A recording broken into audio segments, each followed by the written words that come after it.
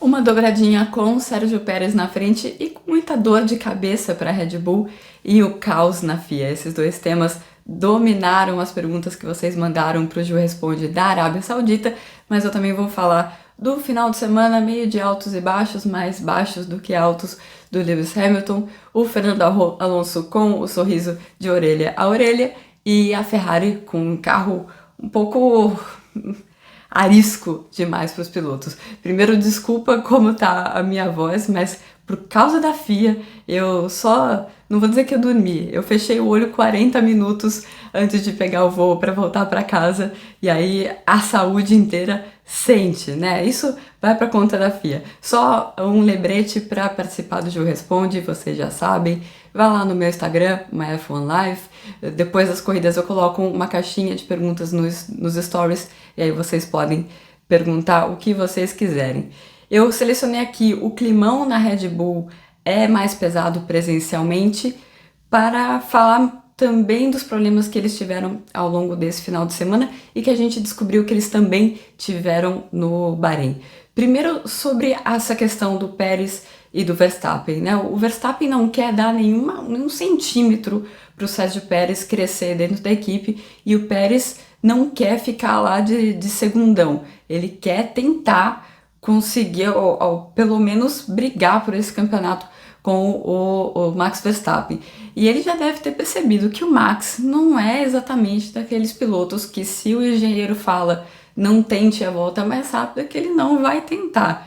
Mas ele fica jogando nisso e falando, qual é a informação que deram para você? Deram uma informação diferente da minha.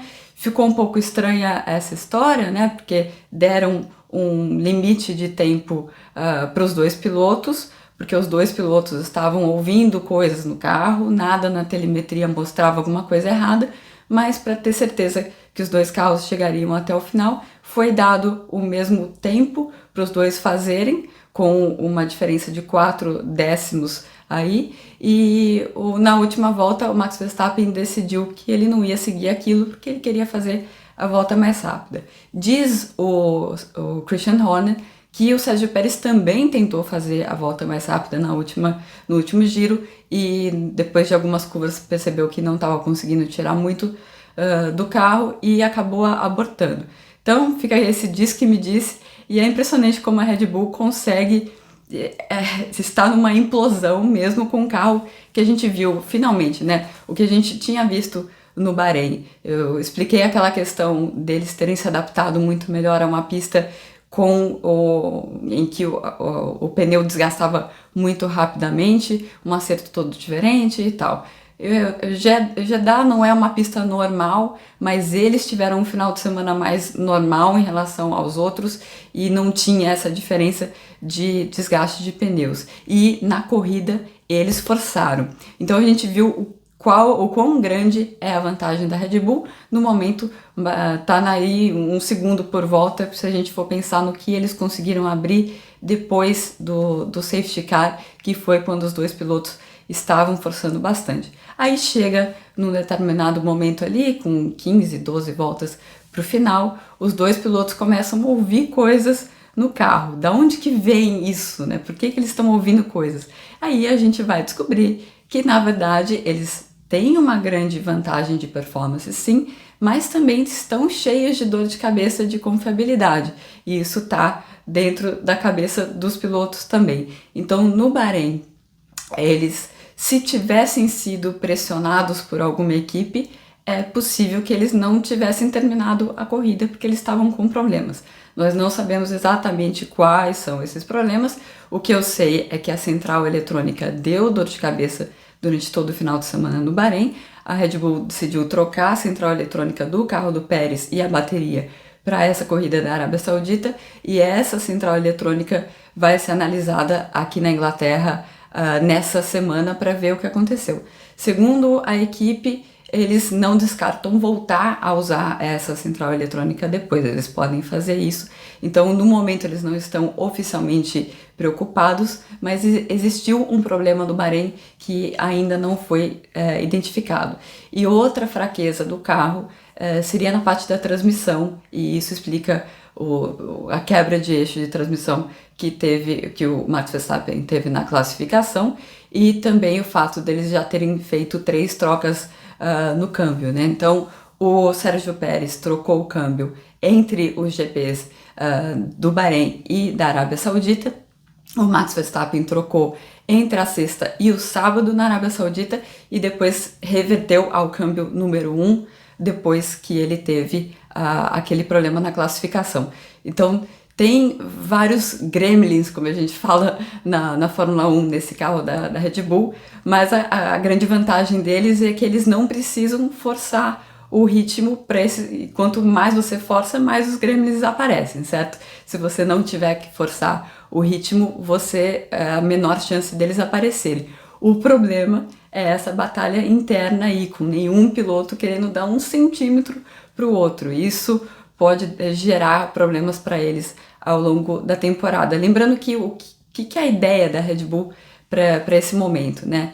Eles têm aquela punição pela questão do teto do ano passado, eles têm muito menos tempo de desenvolvimento aerodinâmico, então, e sabem que eles têm uma vantagem enorme hoje, nesse momento no campeonato. Então, o que eles querem é abrir o máximo possível para anular essa punição, porque aí eles já podem, não precisam desenvolver tanto esse carro, já pode focar totalmente no carro do ano que vem, e essa porcentagem a menos que eles têm de desenvolvimento acaba se diluindo por conta dessa grande vantagem de performance que eles têm no momento.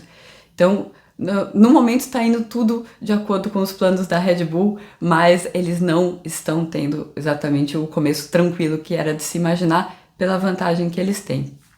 E eu separei essa pergunta, acho que foi uma das melhores perguntas que eu já recebi no Gil Responde. A confusão e a contradição da FIA são frutos de imperícia, regulamento prolixo ou pressa? Eu achei muito bem colocado isso, porque é exatamente isso o que tem acontecido. Então, por onde começar a explicar as questões da FIA, né? Você tem a primeira vez que a gente ouviu falar do tal VAR da Fórmula 1, então é uma sala do pessoal lá em Genebra, que eles ficam olhando só as coisas que são mais básicas. Então, se o piloto tá no colchete dele no grid de largada, se o piloto cumpriu a punição dele. Acontece que a gente percebeu que eles não fazem isso muito bem, né?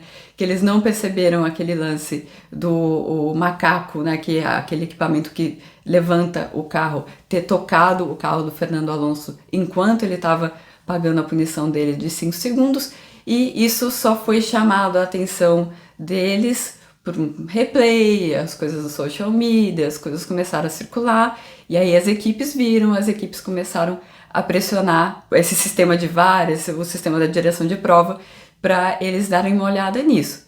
E aí isso chegou aos comissários só na última volta da corrida. Aí vem o segundo elemento da pergunta, a pressa.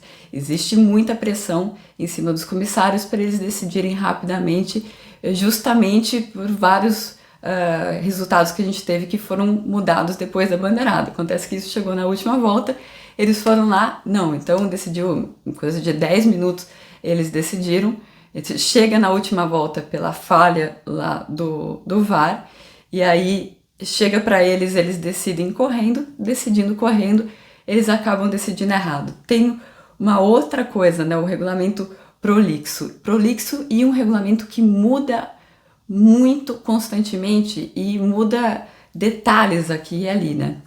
Eu trabalho na Fórmula 1 faz 12 anos, eu faço muita matéria sobre regulamento, eu leio o regulamento com muita regularidade, e várias vezes eu olho o regulamento e eu me surpreendo com as coisas que estão escritas, pela maneira como está escrita, porque o que às vezes a gente ouve no paddock que uma regra é desse jeito, na verdade, quando você vai ler, não está escrito desse jeito. E foi exatamente isso que pegou os comissários dessa vez, que o que estava escrito na regra, eu também achava que era que não podia tocar, isso que sempre falo, todo mundo fala, não pode tocar, mas o que estava efetivamente escrito na regra é que você não pode trabalhar no carro. Por isso que a punição do Fernando Alonso foi revertida, porque o macaco só tocou e não fez nada no carro durante o momento que ele estava pagando a punição dele. Então, é uma série de coisas, e aí a gente pode falar que os comissários, tem alguns só comissários que vão para todas as corridas, não são todos, e nem todos têm uma familiaridade absurda com o regulamento, e há muita pressão das equipes durante a corrida, e as equipes têm os caras que são especialistas no regulamento, tem o jurídico e tem uma pressão muito grande para cima da FIA. Então, é um sistema que não funciona bem, e com toda a pressão que existe dentro desse sistema, acaba piorando mais ainda. O elo que dava liga para isso era um cara famoso, Charlie Whiting. Não que na época do Charlie não tivesse polêmica, mas as polêmicas eram geralmente de coisas que realmente são difíceis, coisas de pilotagem, aqueles lances que o piloto sai da pista e leva vantagem, levou vantagem, não levou. Essas coisas são um pouco complicadas mesmo. Isso era mais simples, esse tipo de coisa não acontecia. Porque a grande vantagem do Charlie é que ele estava lá há muito tempo e ele não só sabia o regulamento de cor, como ele sabia por que tinha mudado as coisas. Então ele tinha um antes e um depois para todas as explicações dele, e ele lidava, até por isso, por todo o conhecimento dele, lidava melhor com essa pressão das equipes. Então é uma coisa muito complicada para tentar resolver de uma hora para outra, como a gente tem visto, e né, não era culpa do Michael Masi, mas na verdade, se você for comparar com todo mundo que está hoje ali na Fórmula 1, ele conhecia mais o regulamento. Mas depois que aconteceu em Abu Dhabi, a presença dele não tinha mais condição, ficou insustentável mesmo. No caso do safety car do Stroll, a direção de prova não tem mais câmeras? Sim, né? A sala deles tem um monte de câmera para por toda a pista, né? Mas eu acho que aqui o que aconteceu foi mais o preço de estar em Jeddah, numa pista que é muito perigosa. O diretor de prova viu ali o pontinho no GPS que um piloto parou na pista, e viu, o primeiro ângulo que ele viu era mais fechado, não dava para ver exatamente onde ele estava.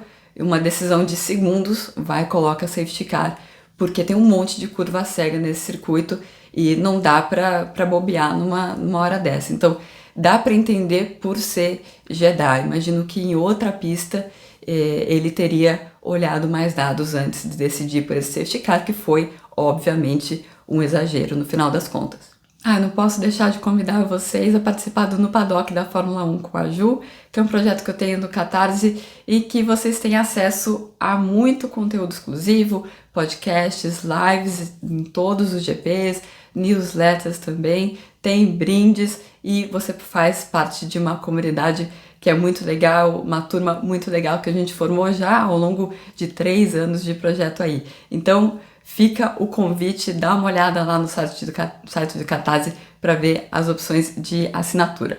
Continuando aqui nas perguntas, já dá para cravar uma equipe como a pior do grid ou vai depender de pista por pista? Eu acho que Jeddah mostrou pra gente que vai depender até de dia por dia, né? O vídeo que aconteceu com a McLaren, o Norris teve um dos piores finais de semana dele, em toda a carreira dele na Fórmula 1, teve o erro na classificação, mas vamos ficar com o carro do Piastri, né? O Piastri consegue chegar ao Q3 no sábado, e aí no domingo tem um toque com o Gasly, foi uma primeira volta terrível para a McLaren, né?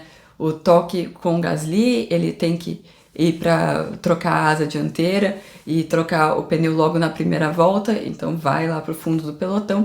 E o Norris pega também detrito desse mesmo toque, muito provavelmente, e depois também tem que trocar a asa dianteira dele. Então, os dois ficam lá no fundo do pelotão, o que para eles era o pior dos cenários, porque o que a McLaren teve que fazer para andar um pouquinho em Jeddah foi colocar todo o downforce que eles podiam no carro. Colocando todo o downforce que eles podiam, o carro estava com muito arrasto, estava gerando muita resistência ao ar, e isso fazia com que o carro fosse lento de reta. Então eles não conseguiam passar ninguém, ficaram os dois lá atrás do Sargent, E menção honrosa para o Piastri, que conseguiu, com o pneu que ele fez a corrida inteira com o mesmo pneu, na última volta ultrapassou o Logan Sargent. Mas mesmo assim, o menção honrosa lá atrás, né? McLaren mostra como tá essa parte final do pelotão, né? Então vai depender de cada pista, mas também vai depender da execução de corrida, da execução de classificação. Você pode ir lá pertinho do Q3 ou lá pro fundo do pelotão, porque você tem a Haas, você tem a AlphaTauri que foi muito mal no Bahrein e lutou por ponto em Jeddah, é outro bom exemplo disso. A Alfa Romeo, que tá um desempenho um pouco estranho, a Williams também, então nesse bololô aí tá um pouco difícil saber quem tá na frente. Continuando aqui com Lewis Hamilton, como tá a animação do Hamilton, ele deu declarações fortes e perdeu pro Russell esse final de semana. Bom, o Hamilton cada dia tá uma montanha-russa, né? Ele chegou na quinta-feira animado, aí sexta-feira ele sempre tá meio emburrado na sexta-feira, mesmo na época em que a Mercedes estava andando muito bem, ele sempre saía do carro falando, não, o carro tá uma porcaria esse final de semana, falou isso novamente, e eu senti ele um pouco triste esse final de semana, talvez tenha a ver com a saída da Ângela, a gente não sabe ainda exatamente o que aconteceu, talvez ele não tenha gostado que o Toto Wolff meio que falou demais na sexta-feira sobre esse assunto, ele não quis comentar muito, só quis comentar que ele estava sentindo muita falta dela e que eles estavam em contato direto o tempo inteiro. Mas aí chega na classificação, depois da classificação sim, ele estava bastante, não vou dizer irritado, decepcionado consigo mesmo. Ele depois disse que errou no acerto do carro, então ele tirou um pouco de carga da frente do carro, então os pneus dele os pneus dianteiros não estavam chegando muito na temperatura, na janela ideal de temperatura, e isso acaba influenciando muito para fazer uma volta lançada. Então por isso que naquelas curvas mais de alta, em que é preciso ter confiança no carro, ele não tinha essa confiança no carro e ele levantava um pouco mais o pé do que o Russell. Eles seguiram caminhos distintos no acerto do carro e o Hamilton disse que seguiu um acerto errado. E aí ele, muito decepcionado, aquelas declarações de eu não tô me conectando com o carro, foi logo depois que ele saiu do carro, então tava esse sentimento bem fresco nele. Depois, no domingo, melhorou um pouco. Aos domingos, geralmente ele gosta mais das atuações dele, mas ainda assim se cobrando um pouco mais. Realmente foi um final de semana que ele estava um pouco mais triste mesmo. Só teve uma declaração um pouco mais estranha falando logo que foi anunciado o pódio do Russell, né, que depois não virou um quarto lugar de qualquer maneira, mas ele falou, eu não me importo com um pódio do Russell.